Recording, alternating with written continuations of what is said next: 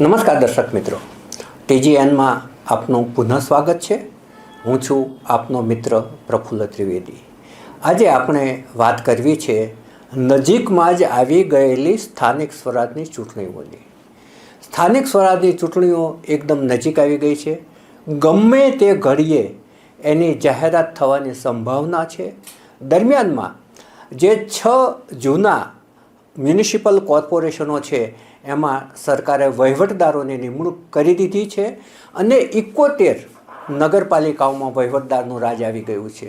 હવે ચૂંટણી જાહેર થાય અને ચૂંટણી પ્રક્રિયા પૂર્ણ થાય અને નવા પદાધિકારીઓ એનો ચાર્જ સંભાળે, હોદ્દાનું પદગ્રહણ કરે, ત્યાં સુધી આ જે વહીવટદાર છે એમનું શાસન રહેવાનું છે. અમદાવાદની અંદર મુકેશ કુમારને વહીવટદાર તરીકે મૂકવામાં આવ્યા છે, જેઓ અગાઉ કમિશનર તરીકેની ભૂમિકા અમદાવાદ મ્યુનિસિપલ કોર્પોરેશનમાં બજાવી ચૂક્યા છે. એટલું જ નહીં, 2020-21ની અંદર જે ચૂંટણી આવી એ વખતે પણ 3 મહિના ચૂંટણી પાછી ઠેલાઈ હતી. એ વખતે મેયર બિજલ પટેલ હતા. એમની ટર્મ પૂરી થઈ ત્યારબાદ ફેબ્રુઆરીની 23મીએ ચૂંટણી યોજાઈ. 25મીએ એનું પરિણામ આવ્યું અને 10 માર્ચના રોજ કિરીટ કુમાર પરમારે મેયર તરીકે પદગ્રહણ કર્યું. એટલે આ જે 3 મહિના હતા ત્યારે વહીવટદારની નિમણૂક નહોતી કરાઈ. એ વખતે મુકેશ કુમાર જ કમિશનર તરીકે હતા અને સ્ટેન્ડિંગ કમિટીના ચેરમેનની જે સત્તાઓ છે એ એમને સોંપી દેવામાં આવી હતી.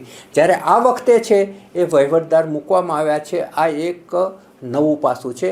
અને મુકેશ કુમાર છે એ અમદાવાદ મ્યુનિસિપલ કોર્પોરેશનમાં અત્યાર સુધી 7 જેટલા વહીવટદારો આવી ગયા છે. એમાં 8મા ક્રમે છે. 1950થી 75 વર્ષમાં 8 વહીવટદારો આવ્યા છે અને મુકેશ કુમારનું નામ 8મું છે. હવે માર્ચ મહિનાની 17મી તારીખ સુધીમાં SIR એમાં સુધારા વધારા કરવાના છે અને એ સુધારા વધારાની પ્રક્રિયા પૂરી થઈ જવાની છે 17 માર્ચે.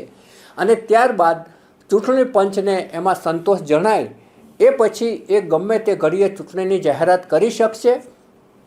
અને ચૂંટણીની જાહેરાત અને ચૂંટણીની પ્રક્રિયા પૂર્ણ થવા વચ્ચે 45 દિવસનો સમયગાળો રહેશે. એટલે ગમે ત્યારે જે ચૂંટણીઓ જાહેર થવાની છે સ્થાનિક સ્વરાજની, એમાં 15 મહાનગરપાલિકાઓ છે, 33 જિલ્લા પંચાયતો છે, 251 તાલુકા પંચાયતો છે અને 141 નગરપાલિકાઓ છે. આ ચૂંટણીઓ છે આખા ગુજરાતને કવર કરી લે છે. એટલે આને 2027ની વિધાનસભાની ચૂંટણીની સેમિફાઇનલ માનવામાં આવે છે. હવે જો પક્ષોની વાત કરીએ તો તમામ પક્ષોએ તૈયારીઓ કરી લીધી છે. ભારતીય જનતા પાર્ટી તો હંમેશા 24/7 ચૂંટણીના મોડમાં જ રહેતી હોય છે. એણે ચૂંટણીની તૈયારીઓ બહુ વહેલી પૂરી કરી નાખી છે. જગદીશ વિશ્વકર્મા જ્યારે પ્રદેશ પ્રમુખ બન્યા ત્યારબાદ જે બાકીની નિમણૂક હતી એમણે ફટાફટ પતાવી દીધી છે. અને વડાપ્રધાન શ્રી નરેન્દ્ર મોદીએ નિકોલની અંદર જ્યારે રોડ શો કર્યો ત્યારથી જ આપણે માનીએ કે એમણે ચૂંટણીના પ્રચારના શ્રી ગણેશ કરી દીધા છે. એટલે જુઓ કે આ પક્ષ કેટલો વહેલો જાગે છે. એ પક્ષને એમનામ બેઠકો નથી મળતી. એની મહેનતની, એની વ્યૂહરચનાની, એના સંગઠનની આ બધી જે છે ને આવડત, એના કારણે એને મતો મળે છે. હવે કોંગ્રેસની વાત કરીએ તો કોંગ્રેસની આજે પ્રેસ કોન્ફરન્સ હતી. પ્રદેશ પ્રમુખ અમિત ચાવડા અને વિધાનસભા વિપક્ષના નેતા તુષાર ચૌધરીએ પ્રેસ કોન્ફરન્સ લીધી અને એમાં સ્થાનિક સ્વરાજની ચૂંટણીના ઉમેદવારોની પસંદગીની બાબતે એમણે જાહેરાત કરી છે. જે કોઈએ ઉમેદવારી કરવી હોય એ સીધા ફેસ ટુ ફેસ પણ મળી શકશે અને એક QR કોડ પણ આપ્યો છે કે જેના ઉપર જેને ઉમેદવારની ઈચ્છા હોય તે સંપર્ક કરી શકશે. આ થઈ કોંગ્રેસની વાત. આમ આદમી પાર્ટીએ ગયા અઠવાડિયે જાહેરાત કરી દીધી છે કે અમે સ્થાનિક સ્વરાજની અંદર તમામ બેઠકો ઉપર ચૂંટણી લડવાના છીએ. એટલે ત્રણેય પક્ષોએ એમની તૈયારી કરી લીધી છે. હવે અમદાવાદ મ્યુનિસિપલ કોર્પોરેશનની વાત કરીએ તો અમદાવાદ મ્યુનિસિપલ કોર્પોરેશનમાં 48 વોર્ડની 192 બેઠકો છે. આ પૈકી ગયા વખતે જે 2021 ફેબ્રુઆરીમાં ચૂંટણી યોજાઈ ત્યારે ભારતીય જનતા પાર્ટીએ 160 બેઠકો અંકે કરી લીધી હતી. અત્યારે 159 છે, કારણ કે એમને એક મહિલા કોર્પોરેટરનું અવસાન થયું છે.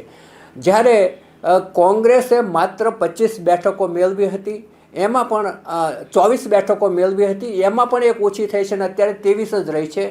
એક મહિલા કોર્પોરેટર છે એ ગેરલાયક થઈ રહ્યા છે. એટલે અત્યારે કોંગ્રેસની 23 બેઠકો જ છે. જે આગળની ચૂંટણીમાં એમની જે 50 બેઠકો હતી એ સીધી 50% આવી ગઈ અને 50% કરતાં પણ ઓછી. અને હવે આવતા ઇલેક્શનમાં તો કેટલી રહેશે એ એક બહુ મોટો સવાલ છે. હવે 7 બેઠકો છે એ ઓવેસીની પાર્ટીએ મેળવી લીધી હતી અને એક બેઠક છે એ અપક્ષ કાળુ ભરવાડ ચૂંટાયા હતા. હવે આવતે વખતે જે સત્તાધારી પક્ષ છે ભારતીય જનતા પાર્ટી એ એના 159 જે અત્યારે કોર્પોરેટરો છે એમાં 60%થી વધુ કોર્પોરેટરોના નામ ઉપર કાતર ફરવાની છે. અને આ કાતર ફરવાની છે એના 3 થી 4 કારણોમાં આપણે જોઈએ તો પહેલું કારણ એ છે કે અનામતના કારણે બેઠકોમાં ફેરફારો થયા છે. બીજું કારણ એ છે કે જેને 60 વર્ષ થઈ ગયા હશે અથવા તો 3 ટર્મ થઈ ગઈ હશે એ લોકોને ટિકિટ નહીં મળવાની સંભાવના છે. આ જે નિયમ છે એ CR પાટીલ જ્યારે પ્રદેશ પ્રમુખ હતા ત્યારે એમણે બનાવ્યો હતો. હવે વર્તમાન પ્રદેશ પ્રમુખ એને જો કન્ટિન્યુ રાખે, એમાં ફેરફાર ના કરે તો જેના 60 વર્ષ થયા હશે અથવા તો જેની 3 ટર્મ થઈ ગઈ હશે, ઉંમર ઓછી હશે પણ 3 ટર્મ થઈ ગઈ હશે તો એમને ઘેર બેસવાનો વારો આવશે.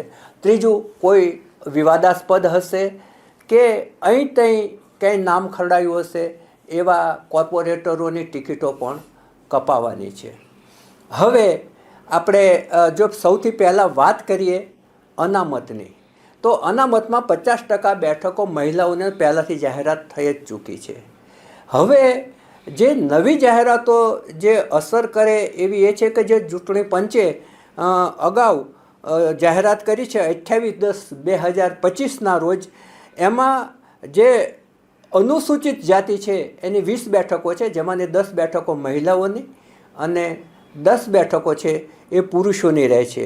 જ્યારે અનુસૂચિત આદિજાતિની 2 બેઠકો છે, એમાં એક મહિલાને અને એક પુરુષને. જ્યારે પછાત વર્ગની છે એ 52 બેઠકો જાહેર કરવામાં આવી છે.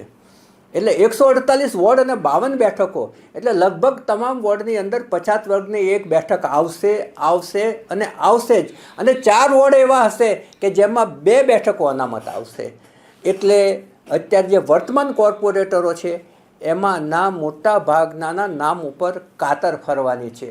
હવે આપણે વાત કરીએ કે જેમને 59 કે 60 વર્ષ અને 3 ટર્મ થઈ ગઈ હોય એવા કેટલા નામો કપાશે એની જો આપણે યાદી જોઈએ તો લગભગ 32 જેટલા નામો આમાં કપાય છે. જેમાં મેયર પ્રતિભાબેન જૈનનો પણ સમાવેશ થાય છે ને ડેપ્યુટી મેયર જતીન પટેલનો પણ સમાવેશ થાય છે. સિનિયર સભ્ય તરીકે કાંતિ કાકા એમનો પણ સમાવેશ થાય છે. હવે એ જે 32 નામો છે એની હું નામો એના વોર્ડ સાથે કહું છું કે બોડકદેવમાં કાંતિભાઈ પટેલ, એમને 63 વર્ષ થયા છે અને 3 ટર્મ પૂરી થઈ ગઈ છે. નવા વાડજમાં યોગેશ કુમાર પટેલ, એમને 62 વર્ષ થયા છે અને 2 ટર્મ પૂરી થઈ છે. એટલે 2 ટર્મ થઈ છે છતાં પણ એ કપાશે કારણ કે એમની ઉંમર વધી ગઈ છે. ઘાટલોડિયામાં ભાવનાબેન પટેલ, એમને 62 વર્ષ અને 2 ટર્મ પૂરી થઈ ગઈ છે. વેજલપુરમાં દિલીપ બગરિયા, એમને 62 વર્ષ થયા છે અને 3 ટર્મ પૂરી થઈ છે. એ પણ કોર્પોરેશનના સિનિયર સભ્ય છે. ચાંદખેડામાં રાકેશ બ્રહ્મભટ્ટ, એમને 61 વર્ષ થયા છે. જોકે ટર્મ એક જ છે પરંતુ 61 વર્ષ થયા છે એટલે કપાઈ જશે. અસારવામાં ઓમપ્રકાશ પ્રજાપતિ, 61 વર્ષ, 1 જ ટર્મ. શાહપુરમાં પ્રતાપભાઈ આગજા, 61 વર્ષ, 1 જ ટર્મ. જોધપુરમાં અરવિંદભાઈ પરમાર, 61 વર્ષ, 2 ટર્મ. નિકોલમાં બલદેવભાઈ પટેલ, 61 વર્ષ, 2 ટર્મ. સરખેજમાં અલકાબેન શાહ, એને 61 વર્ષ છે, 1 જ ટર્મ પૂરી થઈ છે છતાં એ ટિકિટમાં કપાશે. ઇન્દ્રપુરીમાં ચંદ્રકાંત પ્રજાપતિ, 61 વર્ષ, 1 ટર્મ પૂરી થાય છે. ભાઈપુરા હાટકેશ્વરમાં વસંતીબેન પટેલ, એમને 61 વર્ષ અને 2 ટર્મ પૂરી થાય છે. ચાંદલોડિયામાં હીરાભાઈ પરમાર, એમને 60 વર્ષ અને 1 જ ટર્મ છે. રાણીપમાં દશરથભાઈ પટેલ, એમને 60 વર્ષ છે અને 3 ટર્મ પૂરી થાય છે. એ એક સિનિયર સભ્ય છે અમદાવાદ મ્યુનિસિપલ કોર્પોરેશનના. નવા વડોદરામાં ભાવનાબેન વાઘેલા, એમને 60 વર્ષ છે, 2 ટર્મ પૂરી થાય છે. નરોડામાં અલકાબેન મિસ્ત્રી, એને 60 વર્ષ છે, 2 ટર્મ પૂરી થાય છે. અસારવામાં મેનાબેન પટણી, એમને 60 વર્ષ છે અને 2 ટર્મ પૂરી થાય છે. બોડકદેવમાં દીપ્તિબેન અમરકોટિયા, એમને 60 વર્ષ છે અને 2 ટર્મ પૂરી થાય છે. ઓઢવમાં રાજેશભાઈ દવે, એમને 60 વર્ષ અને 1 ટર્મ પૂરી થાય છે. સરદારનગરમાં કંચનબેન પંજવાણી, એમને 59 વર્ષ છે પણ 3 ટર્મ પૂરી થઈ જાય છે. નારણપુરામાં ગીતાબેન પટેલ, એમને 59 વર્ષ છે પણ 3 ટર્મ પૂરી થઈ જાય છે. ઠક્કર બાપાનગરમાં કિરીટકુમાર પરમાર, જેઓ પૂર્વ મેયર છે, એમને ઉંમર છે એ 59 વર્ષ છે અને 3 ટર્મ પૂરી થાય છે. ભાસ્કર ભટ્ટ, જે સરસપુરમાંથી લડે છે, એમને 59 વર્ષ અને 3 ટર્મ પૂરી થાય છે. વાસણામાં મેહુલ કુમાર શાહ, એમને 59 વર્ષ છે, 1 ટર્મ પૂરી થાય છે. ઈસનપુરમાં હવે 59 વર્ષ છે એટલે શું નિર્ણય લે છે એ જોવાનું રહેશે, કારણ કે એમની જન્મ તારીખ 27/5/66 છે, એટલે મે મહિનાની અંદર જ એ 60મું વર્ષ એમને બેસશે. ઈસનપુરમાં શંકરભાઈ ચૌધરી છે, એમને 59 વર્ષ અને 1 ટર્મ પૂરી થાય છે. સૈજપુર બોગામાં મહાદેવ દેસાઈ, એમને 58 વર્ષ પરંતુ 3 ટર્મ પૂરી થઈ જાય છે. નારણપુરામાં જયેશભાઈ પટેલ, એમને 58 વર્ષ છે પરંતુ 3 ટર્મ પૂરી થઈ જાય છે. ઘાટલોડિયામાં જતીનભાઈ પટેલ, એમની ઉંમર 56 વર્ષ છે પરંતુ એમની 3 ટર્મ પૂરી થઈ જાય છે. ચાંદખેડામાં અરુણસિંહ રાજપૂત, 56 વર્ષ છે, એમની 3 ટર્મ પૂરી થઈ જાય છે. બાપુનગરમાં અશ્વિનભાઈ મેઘાણી, એ 56 વર્ષના છે અને એમની 3 ટર્મ પૂરી થાય છે. શાહીબાગમાં પ્રતિભાબેન જૈન, એ 54 વર્ષના છે, મેયર હતા, એમની જે 3 ટર્મ છે એ પૂરી થાય છે. હવે આ 3 ટર્મ અને 60 વર્ષનો નિયમ છે એ વર્તમાન પ્રમુખ કન્ટિન્યુ રાખે. અને ઘણી વખત એમાં અપવાદ પણ હોય છે. કોઈ વ્યક્તિ એવી હોય કે અનુભવી હોય અને કોર્પોરેશનને મદદરૂપ થાય તેવી હોય તો એને કન્ટિન્યુ રાખવાના પ્રયત્નો થતા હોય છે. આમાંથી કોને ટિકિટ મળશે, કોને નહીં મળે, અને જેને ટિકિટ નથી મળતી ને એને ઘણી વખત પ્રાથમિક તબક્કે અફસોસ થતો હોય છે, પરંતુ પાછળથી મોટો ફાયદો થતો હોય છે. હું તમને અમૂલ ભટ્ટનો દાખલો આપું. ગયા વખતે અમૂલ ભટ્ટ ટિકિટમાંથી કપાયા.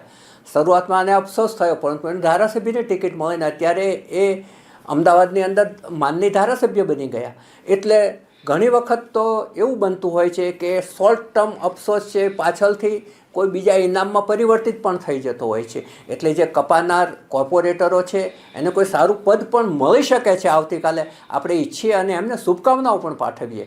ગઈકાલે જે હોદ્દેદારો છે જેમને મોટર કાર અને ડ્રાઈવર મળ્યા હતા, એવા જે ઉપરના 5 હોદ્દેદારો, mayor, deputy mayor, standing chairman, પક્ષના નેતા, દંડક અને નાની નાની જેટલી 13 જેટલી કમિટીઓ છે એના ચેરમેનશ્રીઓ, તમામે એમની ઓફિસ અને એમની મોટર કાર છે એ સોંપી દીધી છે. સ્ટેન્ડિંગ ચેરમેન તો એક્ટિવા ઉપર ઘેર ગયા હતા, જોકે એમની પાસે કાર છે, પરંતુ કાલે એક્ટિવા ઉપર એ ઘેર ગયા હતા. અને હવે ચૂંટણી જાહેર થાય ત્યારે શું થશે, કોણ કપાશે, કોણ નવા આવશે, એની સૌને પ્રતીક્ષા છે. અત્યારે બસ આટલું જ. અમારી આ રજૂઆત આપને ગમી હોય તો ચોક્કસપણે એને શેર કરશો, એના પર કોમેન્ટ કરશો અને સબસ્ક્રાઈબ પણ કરશો. અત્યારે બસ આટલું જ. નવા વિષય સાથે ફરી મળીશું. નમસ્કાર.